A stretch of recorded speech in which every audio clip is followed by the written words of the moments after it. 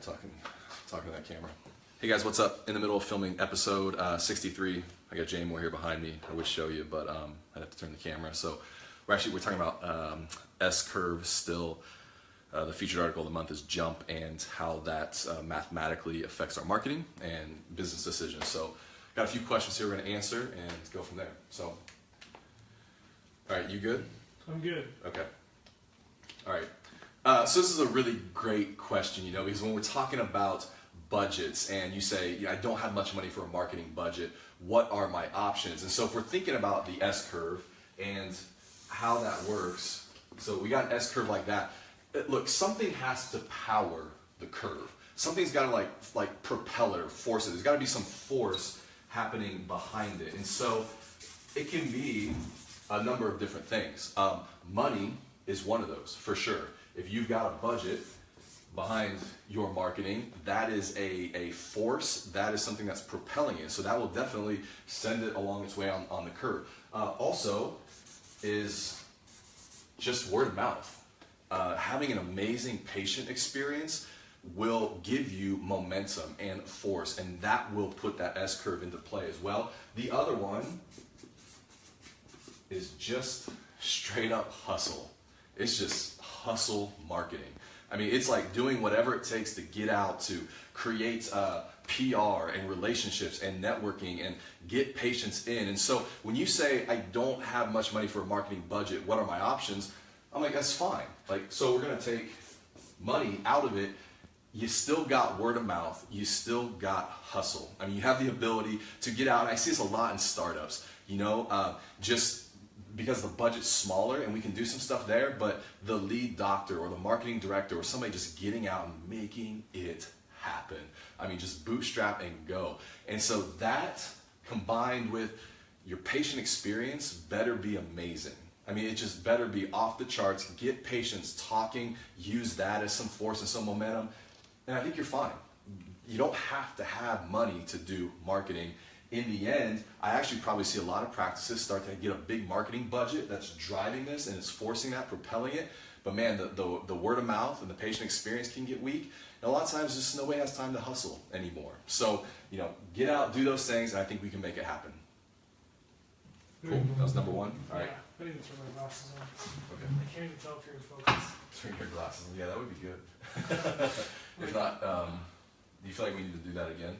No, you're good. You were Okay. You're pretty much you're good. I just can't see minute details. So. Okay. Okay. All right, we're back into it. Question number 2. Sweet. Cool. Good. All right, good. All right, so question number 2, we're talking about direct mail, and you're saying, you've done direct mail for a while. We've worked with quite a few practices like this where, because what happens is it starts to decline, and then maybe they reach out to us and say, hey, we're just not seeing the results that we used to get from direct mail, so what can we do? So part of that with direct mail, this is awesome. I mean, this perfect illustration of the S-curve is where are we at on this curve with direct mail? And so part of it, sorry. Bye-bye. Dropping markers. Look, direct mail used to work, probably had a moment where it was very profitable. You were putting X amount in, getting so many new patients. You thought it was working, it was generating revenue. So, we definitely have had this part of the S-curve with direct mail. And whether that was like mid-90s, late 90s, even around the beginning of the 2000s, we saw direct mail working. Here's my problem with it, is I think we're somewhere over here now. And so when you ask the question, how do I tweak it to kind of get back to this? I don't know that we will. I think we've passed the plateau and we're into the decline of direct mail. And so a lot of times when I'm talking with practices and I'm saying, look, the solution isn't to tweak. The solution isn't to adjust or more money or do these things to try to get back to here. Direct mail has passed its prime. And so what's necessary is we jump and start a new curve. It's a hard jump. This is climbing up the high dive, getting out on the edge of that board and just jumping. And it's probably a jump into digital. And so if that's what you're looking at, man, jump off the high dive and just go for it. Cool. Good job. All right. So let me go ahead and flip before the question. Yeah. because this last one is going to be my little S's. Okay, so it's Facebook. How long do you recommend running a Facebook ad? Got it. Question is, how long do you recommend running a Facebook ad? So let's talk about that. We good? Good. All right. Really, really good question. You're probably in it already, so you made the jump into digital. You're running some Facebook ads. Listen, Facebook, it's one of these things where how do we keep this fresh? And so, before on the show earlier, we were talking about big S's versus little S's, right? So getting into Facebook, for some of you, might have been a big S curve. Like, that might have been your launch into digital. That might have been the first time you began to mess with social media ads. And so that was kind of a big S, right? And that was a big jump into it. But what we can't do, what we've seen with data and from our end, what we can't do is launch Facebook ads and then just leave them alone for an entire year. There is a very real, almost like short cycle, sales cycle with these ads. And so what happens then is they need to be refreshed more and more constantly. And so on this S curve of Facebook marketing, what we have is a bunch of little S's. The little changes we were talking about earlier, to where it's almost like as we're going along the way, we are refreshing those ads. They need a little bit of a change. They need new images, new content to just keep them fresh, to keep this cycle going. And so if we were to kind of blow this out and look at it,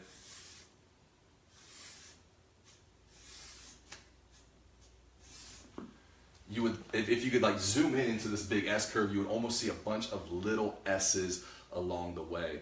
And I hope that makes sense, but it's really that concept of the little changes within the big changes, keep this thing moving and propelling. And I think I see that more in Facebook than any place else. So from my advice, I think you could run an ad for a month. I think some of this depends on your market, your demographic, your competitiveness in the area. But you could probably run an image and kind of a set ad for a month, but then I would switch it up. And so a real easy strategy is get 6 different ads, 6 different images, and schedule those for 1 month at a time. That gives you 6 months, and then maybe just go back through the whole thing and repeat it another 6 months. And so now we've got a year strategy. For those of you who want to stay even edgier and more competitive, probably every 2 weeks, switch it up and get a whole year's worth of content. I mean, that's going to be like 24, 26 different ads. And so Facebook definitely needs that. I think we see that more with the little S's, refreshing it, and keep it going. Awesome. Cool. Good. I think that's it. Do I need I don't know that I need anything to close with. We'll just cut back to the close. Awesome. Cool. Good job. Okay. Easy breakfast. Let's get some voiceovers. Introduce you to Jay Moore, making it happen behind the scenes. Realizing I need these now. He's got the glasses. It's a sad day. That makes you look smart. That's true. That's true. We give him a lab. You ready for some voiceovers? Yeah. Oh, you need this. Here, hold this for a second. Really? Never thought you'd hold a video camera again, huh? It's just live. You gotta keep it steady. What? Alright, thanks. Yeah. Just make sure you plug it in. The rest of the crew over here. Joe, say what's up. Literally thinking the same What is thing. this? The ladies over here. Janet. I don't know if anybody's met Janet yet, but there she is. First time debut on social media. This is Janet. Hi, what you working on? Instagram. Yeah. Yeah. IG. Yeah. So that's the crew. That's what we do. And let's get some voiceovers going here. Not doing it yet. Huh? Not doing it yet. Oh, don't you need to rehearse? I think it's off, maybe? I don't know. It's on? It's got a green light on it. Hmm. There. Try it now. Oh, now. Yo, yo, yo, yo, yo. Yo, yo, yo. Alright. Okay. Maybe since you unplugged it, freaked out. Yeah, I'm getting. There we go. You know what? The battery's dead. Battery's dead. Yeah. When did that die? Were you hearing me the whole time? Or I mean, I was looking over periodically and it was still recording. So, Yeah. We should check that footage. yeah, that's what we're gonna do right now. Huh? That could be bad.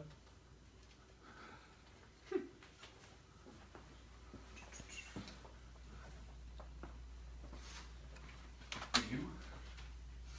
Direct mail campaigns have been declining over the past few years. What can we do? We do get the most return from this investment. Good. I think that's it. Do I need a? Yeah, we got it all. I don't know that I need anything to close with. I don't know Oh, why it just We died. got it. So it just died right after that. Try turning it back on again. Maybe it was just a glitch. Yeah, I turn it off and turn it on.